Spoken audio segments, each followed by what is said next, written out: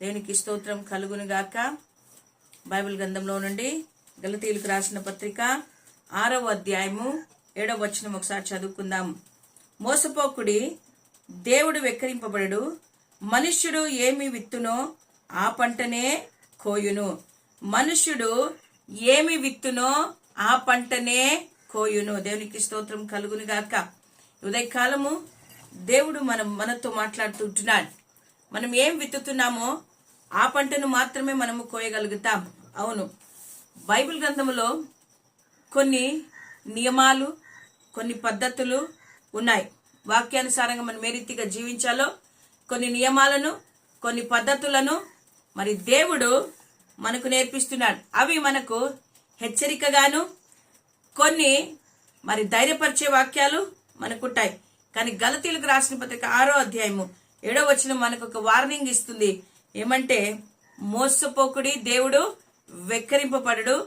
మనుష్యుడు ఏ పంటనైతే విత్తుతాడో ఆ పంటనే కోసుకుంటాడు. మానవులైన మనము పంటలు పండించేది మనకు బాగా తెలుసు. ఒక రైతుకు తెలుసు పంటలు ఏ రీతిగా పండిస్తారో అని. వారు ఏది విత్తుతారో ఆ పంటనే వారు తిరిగి కోసుకుంటారు. కాబట్టి నా ప్రియమైన వాళ్ళరా, ఈ యొక్క ప్రిన్సిపల్ ఏదైతే ఉందో, ఇది నియమం ఏదైతే ఉందో, ఇది వెనక్కి తీసుకునే నియమము కాదు. ఒకసారి దేవుడు ఆ నియమాన్ని పెట్టాడు, దాన్ని తిరిగి వెనక్కి తీసుకోడు. నువ్వు ఏది విత్తుతావో ఆ పంటనే కోస్తావని ఖచ్చితంగా అని చెప్తాడు. తప్పించుకోవడానికి వేరే మార్గం లేదు.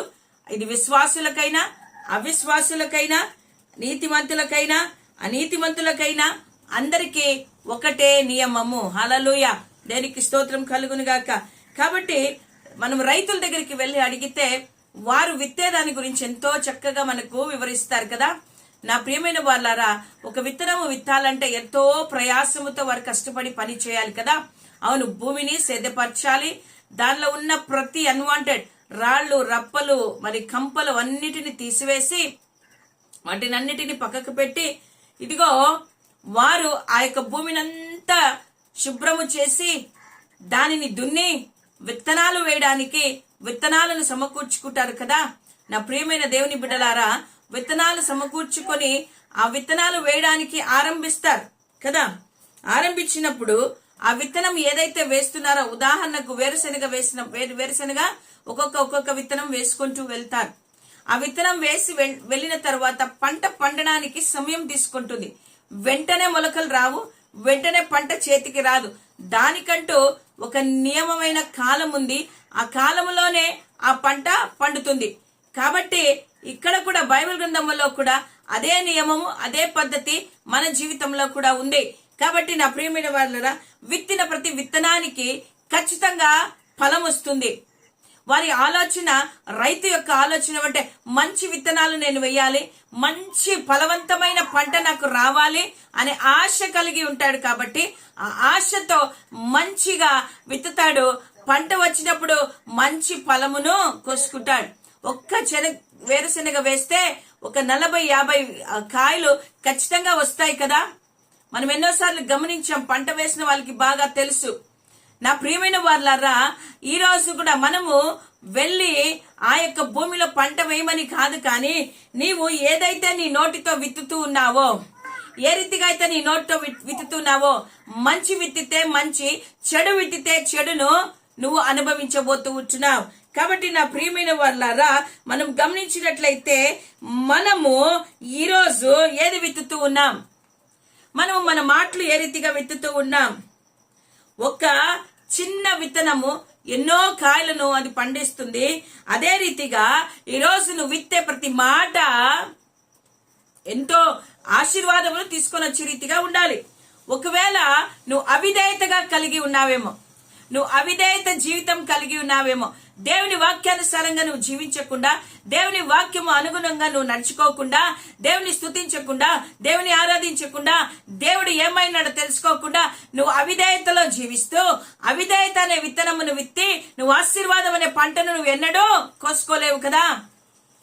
నా ప్రియమైన వాళ్ళారా, చెడుని విత్తి మంచి రావాలి అనుకుంటే కాదు కదా. నీవు గడ్డిని విత్తి దానిలో వేరుశనగ రావాలంటే రాదు కదా. నువ్వు రాగులను విత్తి దానిలో మరి నువ్వు వరి రావాలని ఆశపడితే రాదు కదా. నువ్వు ఏది విత్తుతావో ఆ పంటనే నువ్వు కోసుకుంటావు కదా. అదే రీతిగా నీ ఆత్మీయమైన జీవితంలో కూడా నీ నోటి ద్వారా నువ్వు ఏ మాటలైతే విత్తుతూ ఉన్నావో, ఏ ప్రవర్తన అయితే నువ్వు విత్తుతూ ఉన్నావో, ఏ క్రియలైతే నువ్వు విత్తుతున్నావో దానికి తగినట్టుగానే ప్రతిఫలము నీకు వస్తుంది. నేను ఇంతకు ముందే చెప్పాను, ఇది దేవుని యొక్క నియమము, అది అందరికీ సమానమే.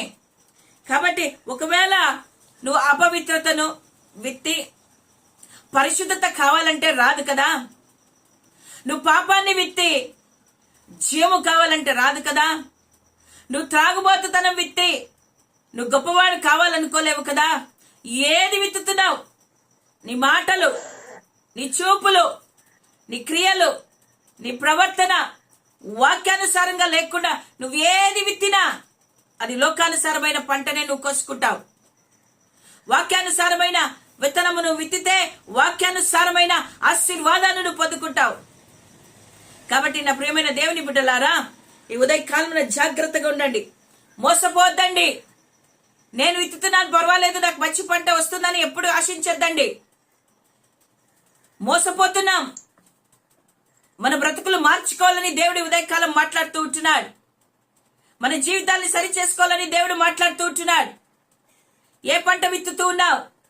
నువ్వు ఎప్పుడు విత్తుతున్నావు? ఎక్కడ విత్తుతూ ఉన్నావు? ఒక్కసారి ఆలోచన చేసుకొని నీ యొక్క ప్రవర్తనను మార్చుకో. మంచిని విత్తు, విశ్వాసాన్ని విత్తు, మంచి పంటను కోసుకో. విశ్వాసము కలిగి రైతు ఏ రీతిగా అయితే విత్తనాలు విత్తుతాడో ఆ యొక్క 3-4 నెలలు ఏ రీతిగా ఎదురు చూస్తాడో మంచి ఫలము రావాలని, నీవు కూడా దేవుని సన్నిధిలో మరి నువ్వు విత్తే ప్రతి విత్తనము అది ఆశీర్వాదకరంగా ఉండాలని, అది నీ జీవితంలో గొప్ప మేలును చేయాలని, నీ జీవితంలో మరి నువ్వు అనేకులకు ఆశీర్వాదకరంగా ఉండాలని నీవు మరి ప్రయత్నము చేయి. కాబట్టి నా ప్రియమైన దేవుని బిడ్డలారా, మన ప్రవర్తనను మార్చుకుందాం. చూడండి, ఆ గలతీయులకు రాసిన పత్రిక 6వ అధ్యాయం 8వ వచనం కూడా ఎలాగనగా తన శరీరేచ్ఛలను బట్టి విత్తువాడు తన శరీరము నుండి క్షయమను పంటను కోయును. హల్లెలూయా. ఆత్మను బట్టి విత్తువాడు ఆత్మ నుండి నిత్య జీవమను పంట కోయును. మనం ఏది విత్తుతున్నాం? శరీరానుసారంగా విత్తితే శరీరానుసారమైన పంటనే కోస్తావు. ఆత్మానుసారమైన విత్తనమును విత్తితే నిత్య జీవమును నువ్వు కోసుకుంటావు. శరీర ఇచ్చలు, శరీరాశలు నువ్వు మునిగిపోయి తేలి వాటిని విత్తినట్టయితే నువ్వు మరి క్షయమనే పంటను కోసుకుంటావు. కానీ నువ్వు ఆత్మానుసారంగా విత్తితే ఆయన అక్షయమనే పంటను, జీవమనే పంటను నీకు ఇవ్వబోతూ ఉంటున్నాడు.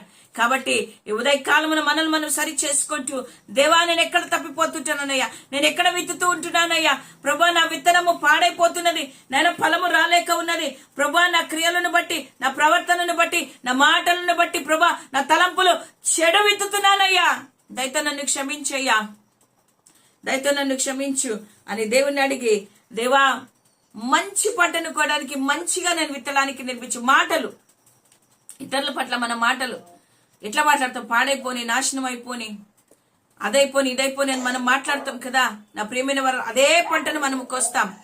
ఒకవేళ నువ్వు నీ కుటుంబీకులను ఏ రీతిగా నువ్వు ప్రేమించి వారిని చూస్తావో, నువ్వు వారిని ఏ రీతిగా చూస్తావో నీకు కూడా అదే పంట తిరిగి వస్తుంది. కాబట్టి జాగ్రత్త, జాగ్రత్త. దేవుడు హెచ్చరిస్తూ ఉంటున్నాడు ఈ ఉదయకాలమున, జాగ్రత్త.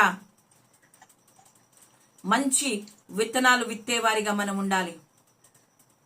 మంచి పంటను కోసుకొని అక్షయమనే పంటను కోస్తూ జీవము కలిగిన వారిగా మనం ఉండాలని ఆయన కోరుకుంటూ ఉన్నాడు. కాబట్టి మన చేత మన బ్రతుకులు మార్చుకోవడానికి కాదు, మనం ప్రయాసపడుతున్నాం కానీ కాదు, మనం కష్టపడుతున్నాం కానీ కాదు, ఒక్క పరిశుద్ధాత్మ దేవుడు మాత్రమే మనకి సహాయం చేయగలడు.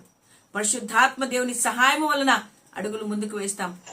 ఏ వ్యక్తి కూడా మరి చేనును పొలమును దున్నకుండా విత్తనాలు వేయడు కదా, దాన్ని శుభ్రము చేస్తాడు కదా, అప్పుడు వేస్తాడు. అదే రీతిగా నీ హృదయము అనే పొలములో ప్రతి అపవిత్రతను తొలగించు, ప్రతి పాపాన్ని తీసివేయి.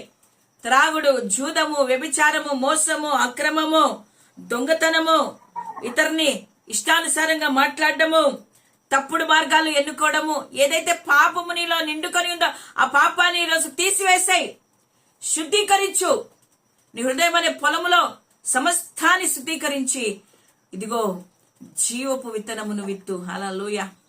సమాధానమును విత్తు, ప్రేమను విత్తు, ఐక్యతను విత్తు, విశ్వాసమును విత్తు. ఆ విత్తనాలు విత్తినప్పుడు ఆ పంటనే నువ్వు కోయగలుగుతావు. హల్లెలూయా. దేవునికి స్తోత్రం కలుగును గాక. కాబట్టి పరిశుద్ధాత్మ దేవుని సహాయం మనం అడుగుదామా? నువ్వు ఏ పంట నువ్వు విత్తుతున్నావో అదే పంటను కోస్తావని దేవుడు పదే పదే చెప్తున్నాడు కదా. ఈ రోజు నుంచి మనం మారదామా?